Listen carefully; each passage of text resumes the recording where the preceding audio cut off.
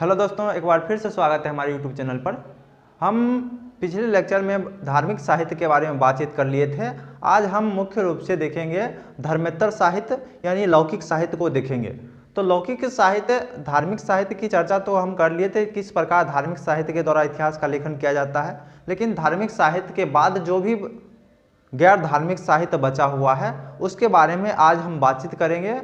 उसके द्वारा इतिहास लेखन में बहुत बड़ी भूमिका रही है, क्योंकि धार्मिक साहित्य धार्मिक दृष्टिकोण से लिखा जाता है और धर्मेतर साहित्य किसी विशेष लेखक के दृष्टिकोण से लिखा जा सकता है। तो उसके बारे में देखेंगे कि धर्मेतर साहित्य जितना भी है उसके द्वारा इतिहास लेखन कैसे किया जाता है। अगर ऐसे क्वेश्चन आपसे पूछ दिया जाए तो बिना पढ़े हुए आपको जानकारी नहीं मिल पाएगी। आप पढ़े हुए हैं लेकिन आपको ये पता नहीं है कि गैर धार्मिक साहित्य कौन सा होता है, तो उसके बारे में चर्चा करते हैं। आप सिंपल शब्द का नाम सुने होंगे, गैर धार्मिक साहित्य।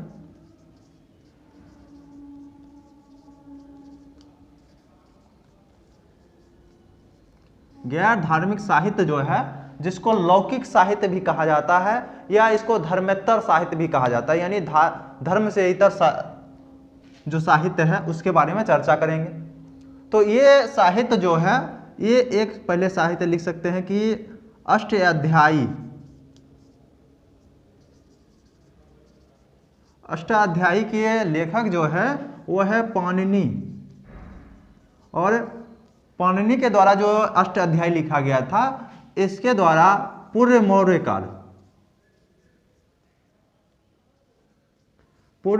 काल के बारे में जानकारी मिलती है। सिर्फ हम सिंपल में लिखते हुए सिंपल में जाते हैं। ये नोट्स बनाने का अच्छा तरीका है कि किसके बारे में। यहाँ आप क्या कर सकते हैं कि आप यहाँ इतिहास लिख सकते हैं कि कौन सा इतिहास के बारे में पता चलता है। तो पूर्व मौर्य काल, और ये स्रोत हो गया, गैर धार्मिक स्रोत हो गया।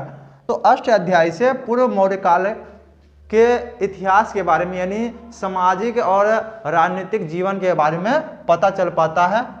आर्थिक जीवन के बारे में बहुत कम ऐसे लेखक हुए हैं जो क्या किए कि आर्थिक दृष्टिकोण पर प्रकाश डाले हैं। आर्थिक दृष्टिकोण जो आया है वो मार्क्स बाद जैसे लेखक की उत्पत्ति होने के बाद ही, यानी मार्क्स के बाद ही क्या हुआ है कि आर्थिक दृष्टिकोण पर बहुत ज़्यादा जोर दिया गया है। इससे पहले ऐसा कोई विशेष लेखक नहीं हुए जो आर्थिक दृष्टिकोण से इतिहास लेखन करें। तो अष्टाध्यायी ये हो गया। उसके बाद 3-4 जो है लगातार, जैसे हो गया कि अर्थशास्त्र जो है ये भी राजनीतिक की बात करता है। राज व्यवस्था की सबसे अच्छा पुस्तक माना जाता है अर्थशास्त्र को। भले अर्थशास्त्र नाम अर्थशास्त्र है, लेकिन ये राजनीतिक व्यवस्था के, राज व्यवस्था के बारे में बहुत अच्छी तरह से व्याख्या किया गया इसके अंतर्गत। और इनका जो रचना किया है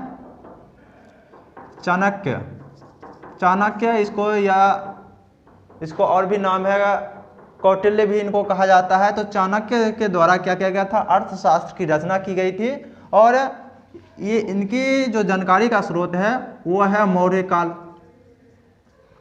मौर्य काल का और भी बहुत सारा स्रोत है, जैसे विशाख दत्त। पहले उनके किताब का नाम लिख देते हैं। इनके किताब का नाम है मुद्रा राक्षस किताब का लेखक जो है वो है विशाख दत्त, और इनकी रचना से भी मौर्य काल के बारे में जानकारी मिलती है। बहुत सारा, हम जब मौर्य काल पढ़ाएंगे तो जितना भी स्रोत होगा उसके साथ ही हम लिखाते हुए चलेंगे।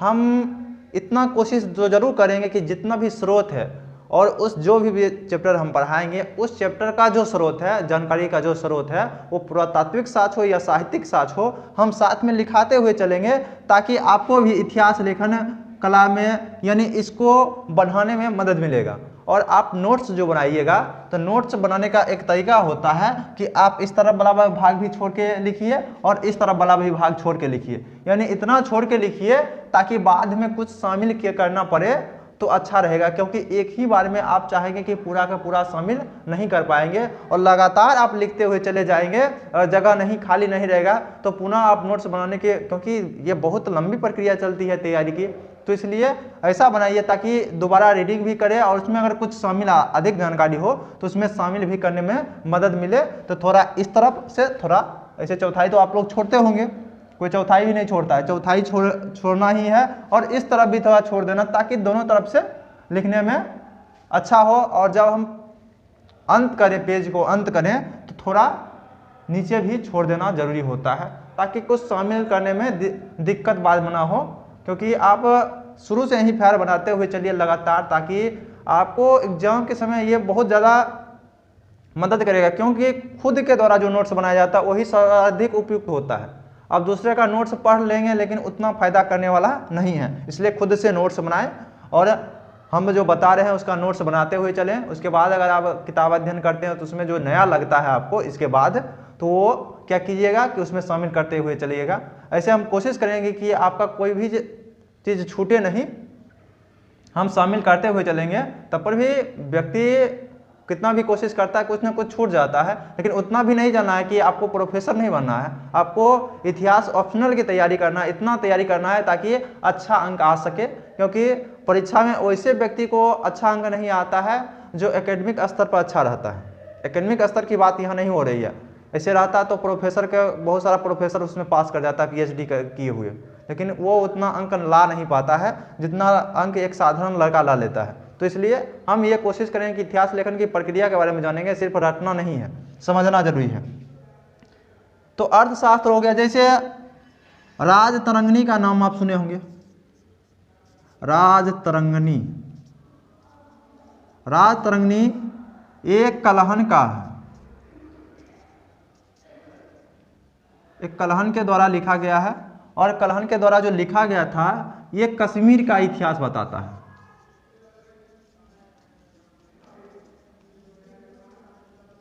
कश्मीर के इतिहास बताने का सबसे अच्छा स्रोत राजतरंगिणी है। और राजतरंगिणी के द्वारा ही ऐसा माना जाता है कि प्राचीन इतिहास लेखन में और जो भी अंतिम तक किताब हुए प्राचीन भारत में, तो राजतरंगिणी के छोड़कर बाकी कोई भी इतिहास कालकर्म के दृष्टिकोण से नहीं लिखा गया है। राजतरंगिणी ही क्या है कि कालकर्म के दृष्टिकोण से लिखा जाता है, लिखा हुआ गया है। उसके बाद भी कलहन के बाद भी कुछ लेखकों ने इसको दोहराया, लेकिन इतना प्रभावी नहीं हो पाया जितना पहला इसका था कि राजतरंगिणी जो कलहन के द्वारा लिखा गया था।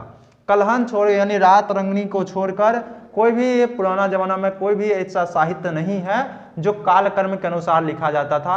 यानी प्रत्येक काल निर्धारित करते हुए डेट बाय डेट करके लिखना, ये राजतरंगिणी में लिखा हुआ है। इसमें भी राजाओं के श्रृंखला के बारे में चर्चा किया गया है और ज़्यादा निष्पक्ष होने के कारण, निष्पक्ष मतलब कि कलहन तो पहले राज परिवार से जुड़े हुए थे, लेकिन जब उनको हटने के बाद भी दूसरा राजा आया तो उस समय ये विरोध में भी लिखे। यानी इनका कहना था कि लेखक को ऐसा होना चाहिए जो किसी भी राजा के प्रति वफादार रहने की जरूरत नहीं है और इनको स्वतंत्र, लेखक को स्वतंत्र होकर कोई भी चीज़ लिखना चाहिए। तो राजतरंगिणी भी गैर धार्मिक साहित्य है। उसके बाद कालिदास, कालिदास का आप नाम सुने हैं। कालिदास का 2-3 रचना है, जैसे मालविका अग्निमित्रम,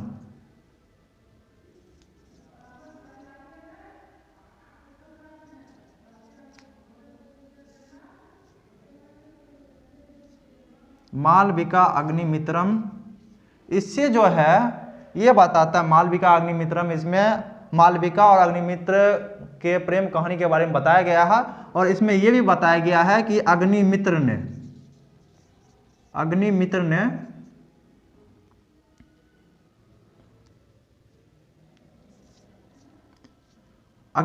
ने किस प्रकार यवन यानी हिंद यवन का आक्रमण जो हुआ था मौर्योत्तर काल में, तो हिंद यवन यानी यवन आक्रमण को फैलने से रोका था।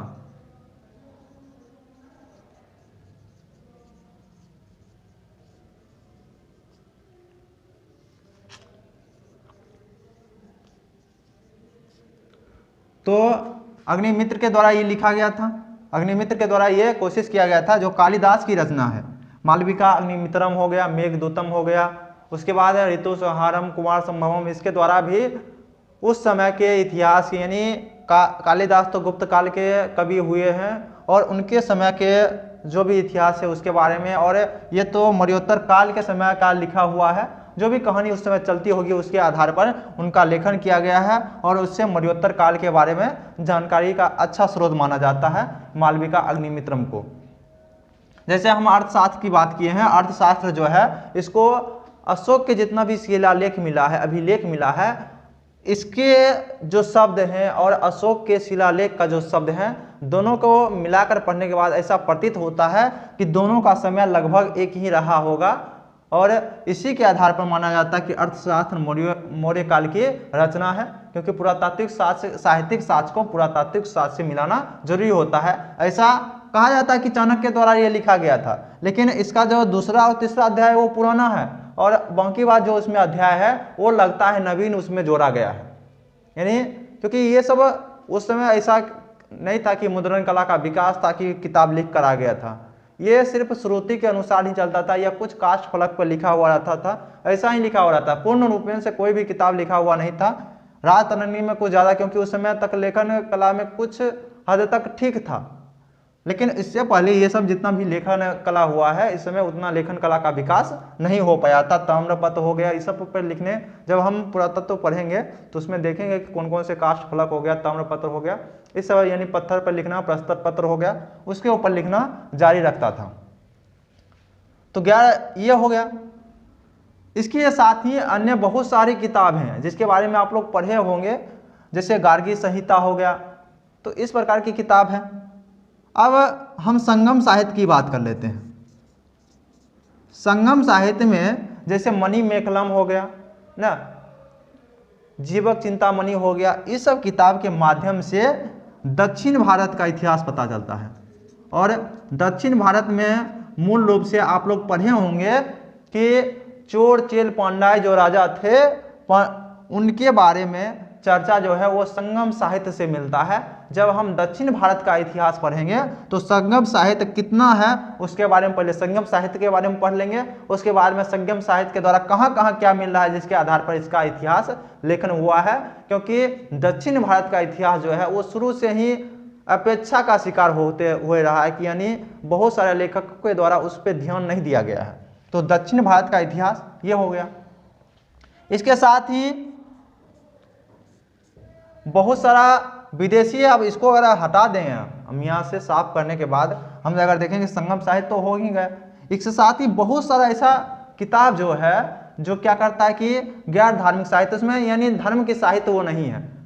और आर्य शर्मा का मानना है कि जो हम मनु स्मृति की बात की, जो स्मृतियाँ हैं वो सबको भी गैर धार्मिक साहित्य में रखा जाना चाहिए, ऐसा उनके किताब में वर्णन है। हम बताएं कि जो उनके किताब में वर्णन है उसके अनुसार बता रहे हैं, लेकिन हम स्मृतियों को ब्राह्मण साहित्य में शामिल कर दिए थे।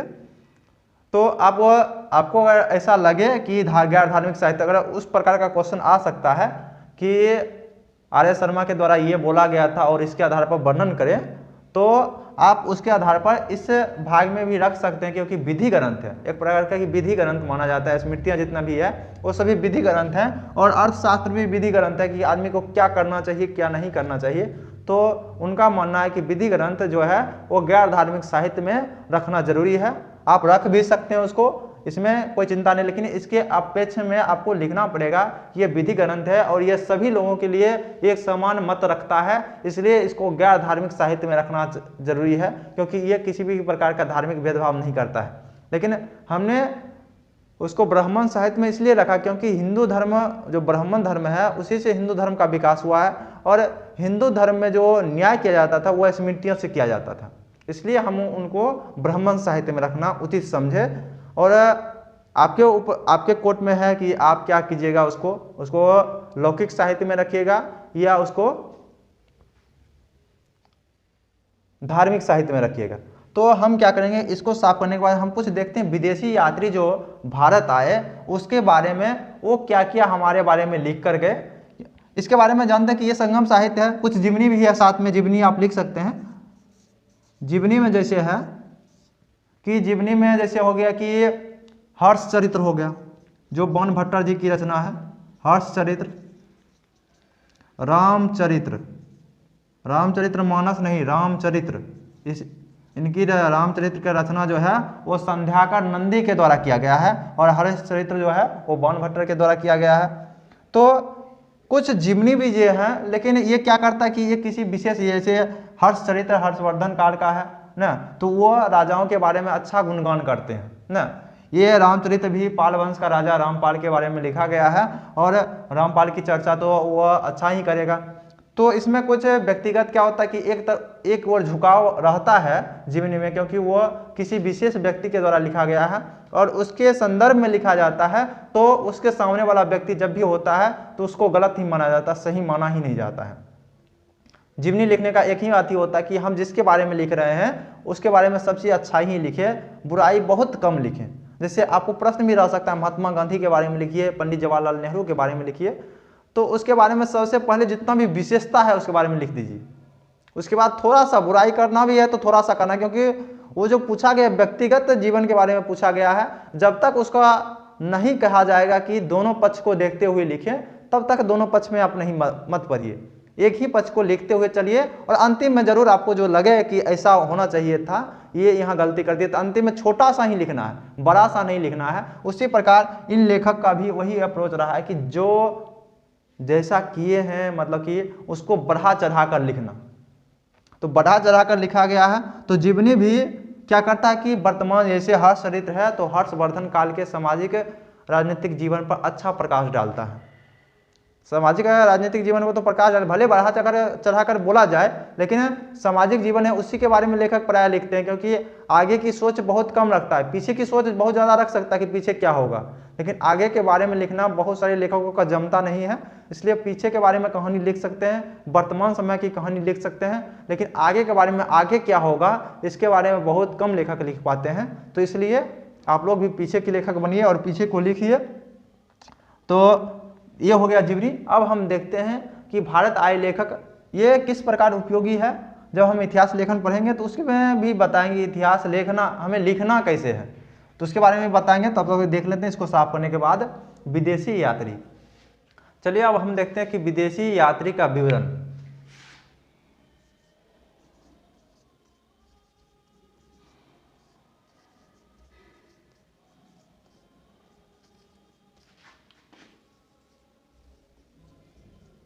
विवरण यानी विदेशी यात्री जो समय समय पर किसी राजाओं के साथ आए या यात्रा करने के लिए आए, जैसे यात्रा ह्वेनसांग इतिसंग जो है चीनी यात्री हैं, वो यात्रा वर्णन के बारे में जो भी भारत के बारे में लिखे हैं यात्रा के दौरान उसके बारे में जानते हैं।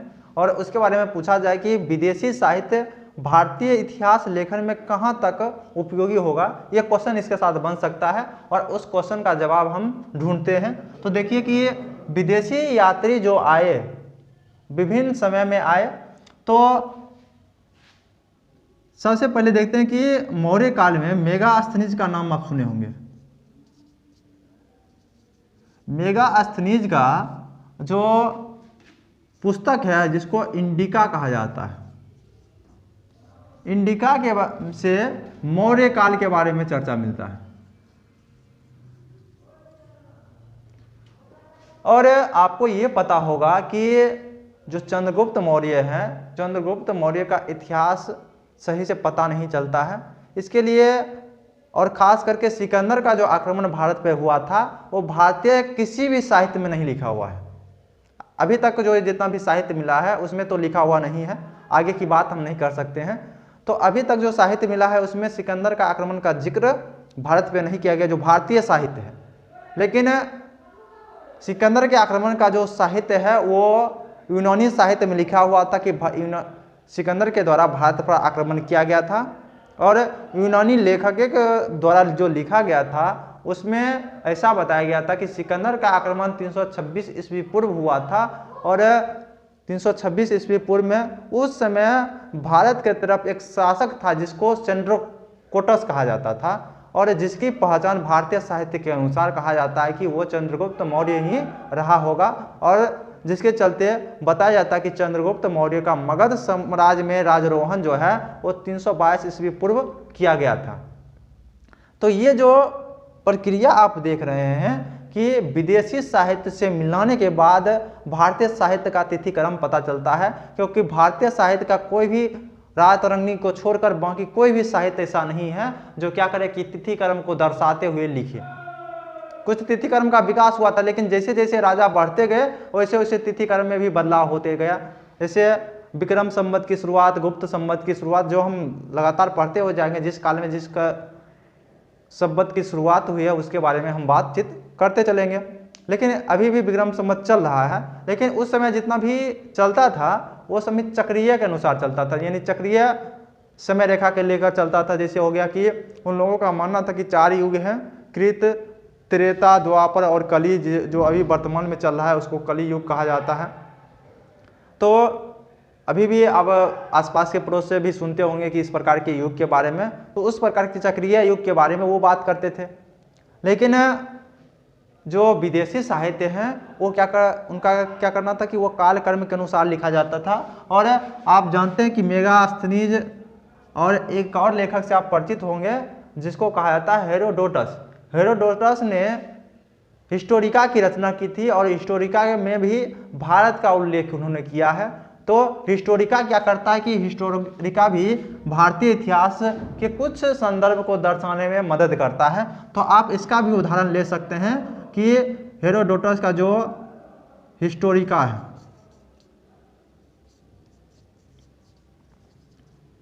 हेरोडोटस का जो हिस्टोरिका है उससे भी क्या होता है कि उस समय के भारतीय समाज के बारे में थोड़ी सी जानकारी जरूर प्राप्त होती है। तो ये सभी इतिहास, जैसे हो गया कि ज्योग्राफी का जो लेखक है जिसको टोलमी का ना, टोलमी जो है वो ज्योग्राफी का लेखक है, वो भी क्या क्या भारत के बारे में लिखे हैं। और तो ये सभी जो है ये सभी यूनानी लेखक हैं और यूनानी लेखकों के द्वारा भारत के संदर्भ में लिखा गया है। और भारत के कालक्रम को विकास करने के लिए ये सभी साहित्य जितना भी है वो सभी साहित्य क्या करता है कि मदद करता है। जैसे द जियोग्राफी टोलमी की रचना है, ये भी ईसा पूर्व की रचना ही है और उस समय तत्कालिक समय के सामाजिक राजनीतिक व्यवस्था पर प्रकाश डालता है। कुछ जैसे विदेशी यात्री में ये तो हो गया, यूनान हो गया। इसके साथ बहुत सारा यात्री भी आए चंद्रगुप्त मौर्य के समय। जब हम पढ़ेंगे तो हम बताएंगे चंद्रगुप्त मौर्य के समय में, और उस समय जो भी इतिहासकार आए, डायमेकस हो गया, इस प्रकार के इतिहास आए उस समय। और उन्होंने भारत के बारे में क्या लिखा वो हम प्रत्येक चैप्टर में, जो चैप्टर के लिए जरूरी होगा उसके बारे में पढ़ते चले। तब तक के लिए सिर्फ देखते हुए चलते हैं कि किस प्रकार इतिहास लेखन जरूरी है। जैसे चीनी यात्री, ये तो हो गया, यूनान हो गया। उसके बाद चीनी यात्री की बात करते हैं। चीनी यात्री मतलब चीन देश की यात्री ना, जैसे हुएनसांग हो गया।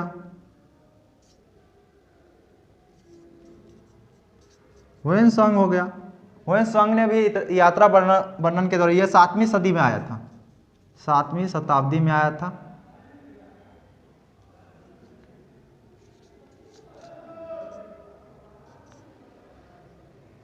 और हुएनसांग हो गया, इत्ती सिंह हो गया ना, तो इस प्रकार फाहियान हो गया। इस प्रकार के चीनी यात्री जो हैं वो भारत, ये सभी बौद्ध हैं।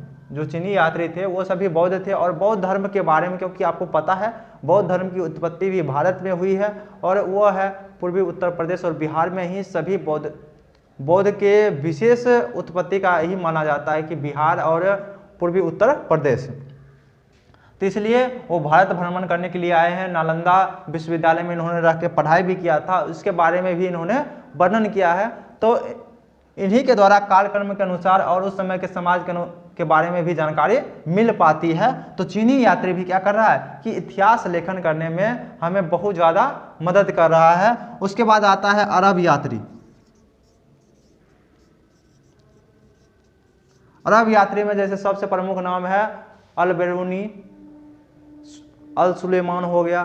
तो इस प्रकार के लेखक जो भारत आए और भारत के बारे में, प्राचीन भारत के बारे में, मध्यकालीन भारत में तो बहुत सारा आ जाता है, प्राचीन भारत में बहुत सारे लेखक आए और इन्होंने भारत के बारे में बहुत जो सामाजिक राजनीतिक उन्होंने देखा उसके बारे में लिखा। और ये क्या है कि आप इसकी सुविधा क्या समझते हैं ना, कि इसका सार्थक शब्द मतलब कि आप इस साहित्य जितना भी पढ़े हैं, विदेशी साहित्य का भारतीय इतिहास में क्या सार्थक शब्द हो सकता है, तो ये क्या है कि ये पूर्वाग्रह से ग्रसित नहीं होता था।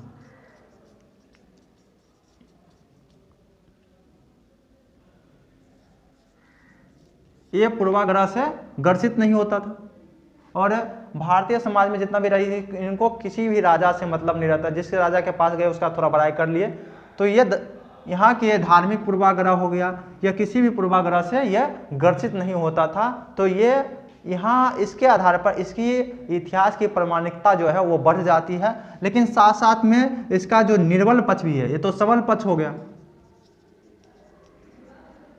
और निर्बल पक्ष क्या है? निर्बल पक्ष इसका यही है कि ये यहाँ के समाज के बारे में सही से नहीं जानते थे।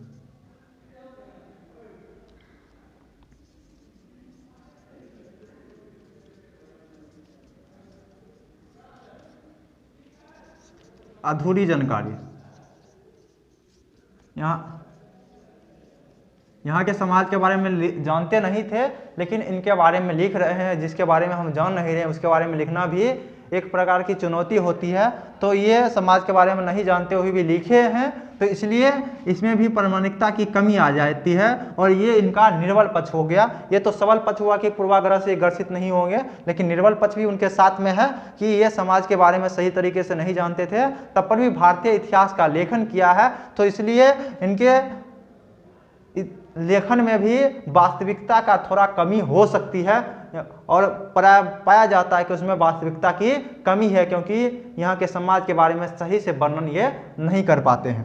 तो आप क्या कर सकते हैं कि विदेशी यात्री के बारे में भी, यानी कि विदेशी यात्रियों ने हमारे इतिहास लेखन में किस प्रकार योगदान दिया है, तो आप इसका उदाहरण लेते हुए आप बता सकते हैं। सबल पक्ष भी बता सकते हैं। इनका सबल पक्ष है कि ये किसी भी राजाओं या धार्मिक पूर्वाग्रह से ग्रसित नहीं होते हुए भी लेखन कला को जारी रखा और इनको पूर्वाग्रह से ग्रसित नहीं होने के कारण इनका जो है कि साहित्य ज़्यादा उचित होगा। लेकिन इनके साथ ही इनका निर्बल पक्ष भी है, क्योंकि ये यहाँ के सामाजिक और राजनीतिक जीवन के बारे में सही से जानते नहीं थे और इसमें क्या हो सकता है कि इनके लेखन कला में इसकी अभाव देखने को जरूर मिलेगी।